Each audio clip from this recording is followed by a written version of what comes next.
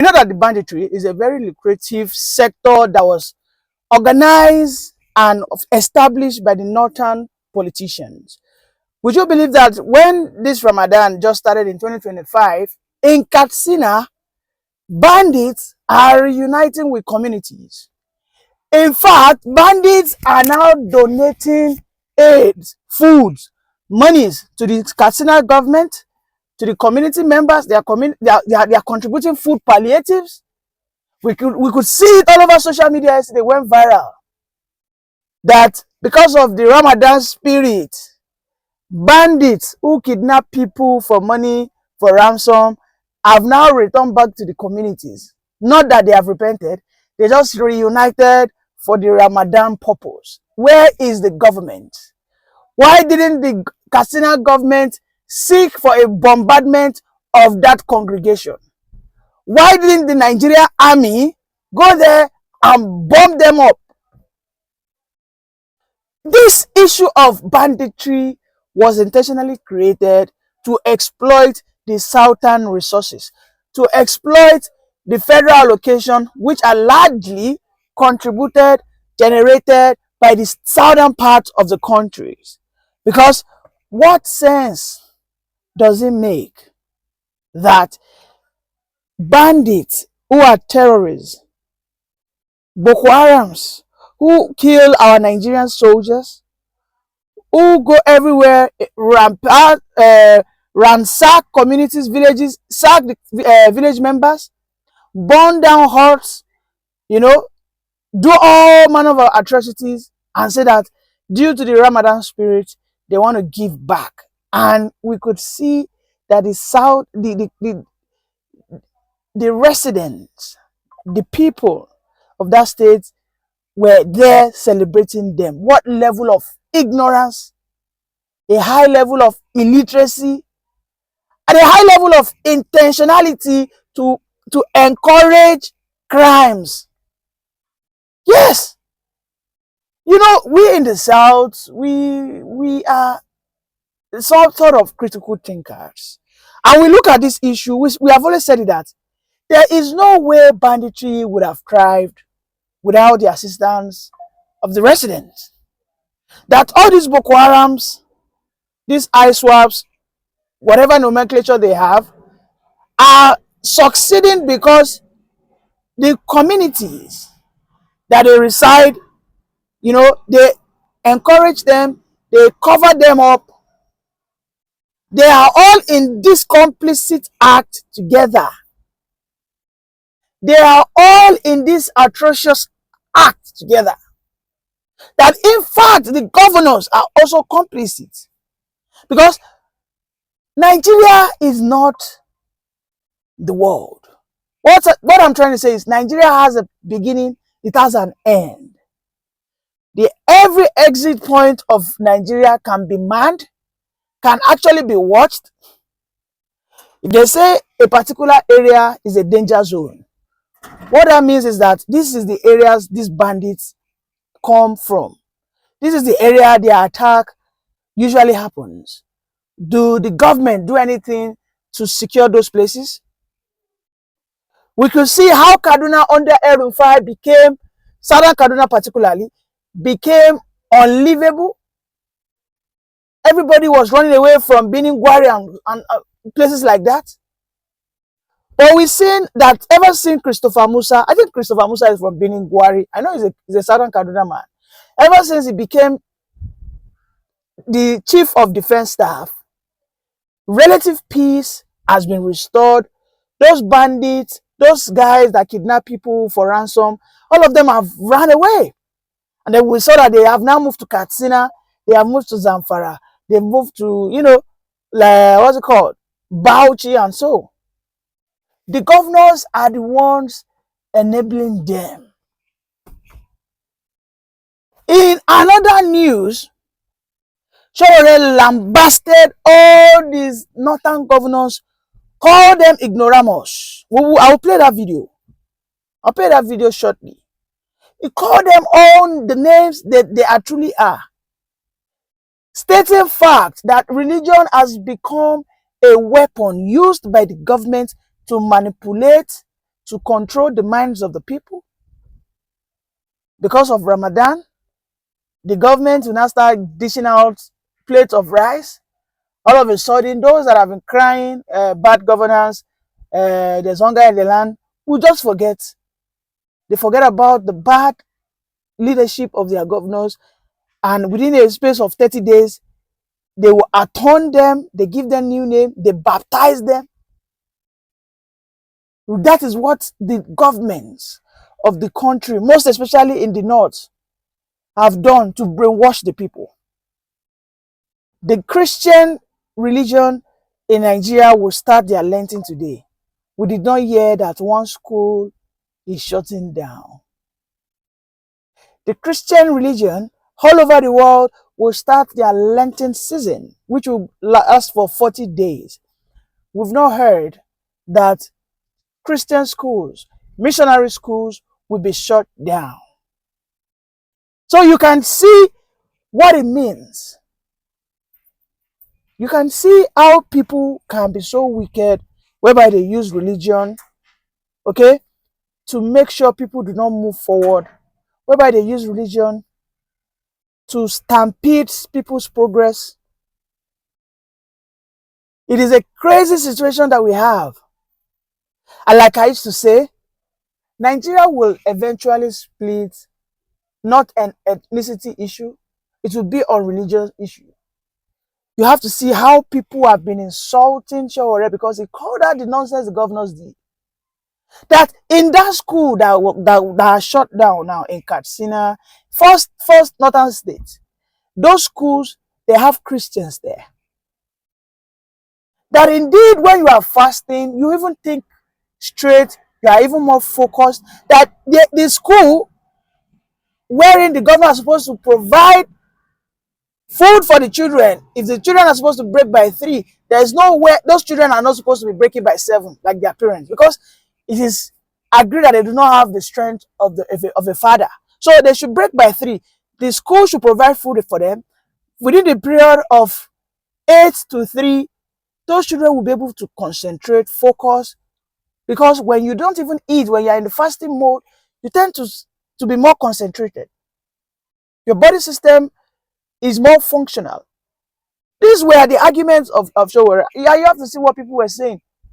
You know, it's not a matter of me, maybe I'm supporting Shawore. No, let us just watch what he has to say. It's a shame that religion today in Nigeria is nothing to show for. Bandits are now, you know, fraternizing with the people that when a tiger, or when you ride on the back of a tiger, you know where you're going to end at the end of the day. Let's listen to the words of Shawore. Saudi Arabia, where everybody is headed to for lesser Hajj, did they close down their schools? Your leaders are ignoramuses. Basically, let me just put it straight, they are idiots. They should ask. When I become the president of Nigeria, I've said it. They said we have no business with religion. So I can't be president and you come and close down schools because of fasting. No. It takes me back to outrage again that has become normalized. You're right, religion is sensitive. And by the way, I wish our Muslim brothers and sisters in Ramadan Kareem, they're fasting. But it is outrageous that anybody will close down schools where knowledge is supposed to be transmitted and transferred, including to Muslims. Because some of the schools that are going to be closed are also Quranic centers. So how do they learn Quran if the schools are closed down because of fasting? But it speaks to the depth of ignorance that has become a state policy in Nigeria. Like, your leaders are ignoramuses. Basically, let me just put it straight, they are idiots. They should ask. Saudi Arabia, where everybody is headed to for lesser Hajj, did they close down their schools? They can't even afford to, because they need the schools to produce the next Quranic leaders. But you know, your governors are not interested. I keep saying that the less the territorial space available in Nigeria, the better for those who are accidentally in government. And this is how they control the mind of the so-called public. And let me be clear, it's not limited to the North. Religion is a global problem. That is why Karl Marx says that religion is the opium of the masses. The moment they sniff it, they lose their minds. And the more we separate the state from religion, the better. See, when I become the president of Nigeria, I've said it. The state will have no business with religion. So I can't be president and you come and close down schools because of fasting. No. If you want to close down anybody, close down the government house. Because that's where, so that you can stop the corruption, and we can reinvest it in sending children to school. The schools instead should provide food so that when children are about to leave, you break their fast. Bring them back early in the morning to break their fast and continue education. Do you know that scientifically, when people are fasting, their minds are clearer and they are purer? Scientifically, is this not even spirituality? If you fast, you are a better person than a person who is not fasting. Your brain works because the distribution of nutrients goes to where it should be. But when you eat too much, you're just bogged down by hubris. So fasting is actually a better time to learn because your mind is clear. You are not distracted. And if you are Muslim, you are fasting as a process of purification. How are you? You are purifying your mind and no distraction, so you learn better. But idiots don't know any of these things. And when you tell them, you know what they will do? Shura is anti-Muslim. They can even ask that they should do a fatwa on me for saying that they should not close down schools. Not a Muslim issue. They have weaponized religion in Nigeria. Ebuka Obi has been caught. This is not the first time he was caught. But my issue with them is that they tell you that they have a powerful God and you should worship the God and they can do everything. There's nothing God cannot do. But then they go and use police to fight their physical enemies. You are saying God is powerful, but you can't even rely on God. You still go to the godless police to go and detain. Ebuka Obi has detained Ijele now for close to a year because Ijele said he performs fake miracles. The police he was using was caught in another crime and has been fired from the police. That's enough to even dismiss the case. Ijele is at Ikoyi prison with a kidney problem. I still spoke to his wife yesterday. And Ebuka Obi has been trying to explain that they sponsored the lady. I don't even want to go into the details because I know all these guys, all these religious people, they are fake. All of us know it. I grew up in a village that has 8 churches. The people that heal even the church people are the herbalists. When they say herbalists in Nigeria, people just think it's people who put white clothes and carry shells. In my community, herbalists are people who understand herbs and how it helps to cure people. Everybody goes to the herbalist. The member of our family who delivers all my family babies and treats us does not go to church. The church in my village, I've been saying it, has never performed a miracle before. The church has never made a blind person see before. Forget about it. I've never seen a church that made a cripple to walk. So forget about all these big churches lying to you. And like I said, I know again, the Muslims will come after me, the Christians will come after me. But my Christian name is Stephen. I'm the first Archdiocese Archbishop, recognized in the Bible. I'm here to speak truth to power. Whether it is temporal, spiritual, religious, wherever they come, we must demolish their lies. Because the truth is that the reason why religion is thriving in our society It is because government does not exist. Otherwise, if you have great governance today in this country, your prayer points will change. Go and ask people who travel abroad. Some of them have even forgotten which churches they are going in Nigeria. Because you're not going abroad to be praying. You can't go and buy anointing oil to pour on transformer abroad. Because you don't even know where the transformer part of your house is located. It's buried underground. You understand? If your child is born, you can't be carrying olive oil to be sanitizing the child. They will give 8 injections to the child that will prepare them for any possibility of polio, mumps, tetanus, measles in the future. So you rule out a number of diseases. It is not religion that improves even lifestyle. The first time man started living long was when we brought sanitation into our lives, not religion. As you can see, religion has killed more people in this country than has saved more people. My father had stroke years ago, I think 2024. I was not in the country. My brothers took my father to a crusade. That was where his condition God was. Reverend Banke, that German guy that used to come and scam Nigerians. More people die out of the stampede at his crusades than anything else. He can never prove to you that he healed somebody, but there's somebody who is likely to die at this stampede, or somebody's leg will be broken, and they won't be able to find him to fix it. It's hospitals that fix it. Let's even tolerate religion to a point that we say there's God. God has already created everything you need. You understand? Even according to all the religious texts, they said God created heaven and earth, and He placed you there. If God wanted you to be in heaven, He wouldn't have created the earth.